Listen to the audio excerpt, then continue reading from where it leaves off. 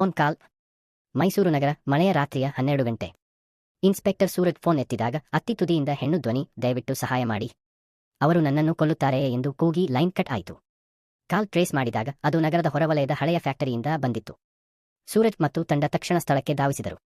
ಫ್ಯಾಕ್ಟರಿಯ ಬಾಗಿಲು ಅರ್ಧ ತೆರೆದಿತ್ತು. ಒಳಗೆ ವಿದ್ಯುತ್ ಇಲ್ಲ. ಕತ್ತಲಲ್ಲಿ ಹೆಜ್ಜೆಗಳ ಶಬ್ದ, ಕಬ್ಬಿಣದ ಬಾಗಿಲುಗಳು ಗಾಳಿ ತೂರಿಕೊಂಡು ಅಲುಗಾಡುತ್ತಿತ್ತು.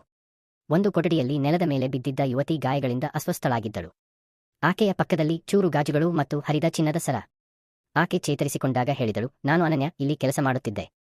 ಮಾಲೀಕರ ಅನಧಿಕೃತ ಕಳ್ಳಸಾಗಣೆ ನೋಡಿದೆ. ಅದನ್ನು ಬಯಲಿಗೆಳೆಯುವುದಕ್ಕೆ ಮುಂಚೆ ಅವರು ನನ್ನನ್ನು ಬಂಧಿಸಿದರು. ಸೂರಜ್ ತನಿಖೆ ಮುಂದುವರಿಸಿದಾಗ ಫ್ಯಾಕ್ಟರಿ ಮಾಲೀಕನ ಕಚೇರಿಯಲ್ಲಿ ಚಿನ್ನದ ಕಳ್ಳಸಾಗಣೆಯ ದಾಖಲೆಗಳು ಸಿಕ್ಕವು. ಸಾಕ್ಷಿಗಳ ಆಧಾರದ ಮೇಲೆ ಮಾಲೀಕರನ್ನು ಬಂಧಿಸಿ ನ್ಯಾಯಾಲಯಕ್ಕೆ ಹಾಜರು ಮಾಡಲಾಯಿತು. ಮಳೆ ಇನ್ನೂ ಸುರಿಯುತ್ತಿತ್ತು. ಸೂರಜ್ ಕಾರಿನ ಕಿಟಕಿಯಿಂದ ಹೊರಗೆ ನೋಡಿದ. ಅವನಿಗೆ ಗೊತ್ತಿತ್ತು, ಅಪರಾಧ ಯಾವಾಗಲೂ ಕತ್ತಲಲ್ಲಿ ಹುಟ್ಟುತ್ತದೆ, ಆದರೆ ಒಂದು ಸಣ್ಣ ಧೈರ್ಯದ ಫೋನ್ ಕಾಲ್ ಅದನ್ನು ಬೆಳಕಿಗೆ ತರುತ್ತದೆ.